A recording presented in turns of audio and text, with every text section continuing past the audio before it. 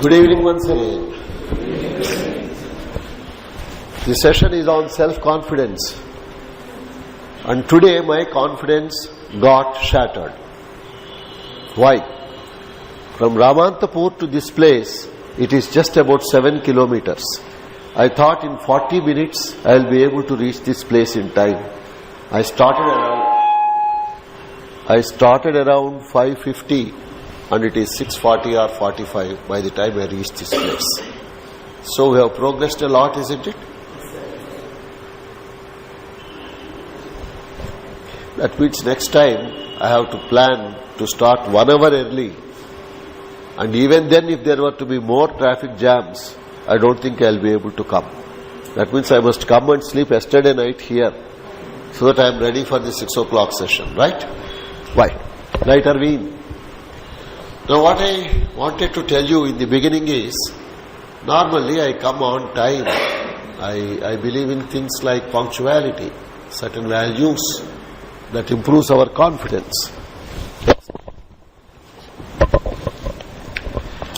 Expecting things to happen, not like this.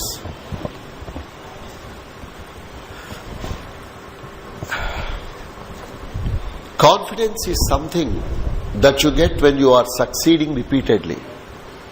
The opposite of confidence is diffidence, and if you are failing repeatedly, you will not be confident, you will get diffidence.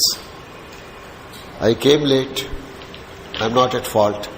I reasonably calculated the distance and the time. Of course, evening, otherwise it's only 15 minutes, but I provided for 40 minutes. I come here, some technical problem. I am about to start, I have already started, this falls down. Are you getting my point?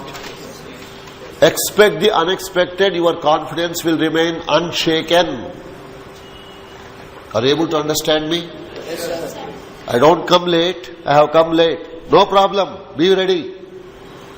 This does not cooperate, be ready. Power failure, be ready. Something falls, be ready. Still perform at your best. That is the way to have confidence. Now do you think I am talking in a confident manner or in a diffident manner? You may say, sir, you are 68 years old man, you can, sir, but how about we young people, sir? Young or old, spirit, the mind, the mood, the attitude, the practice. Yes, I have done. I can do it again. I can do it better. I am dependable. You can trust me. You can entrust me with responsibility. That is the type of impression that you must be able to create when others are involved in a particular situation. So, without further loss of time, let me begin. Self-confidence. A flower is a very welcoming thing for us.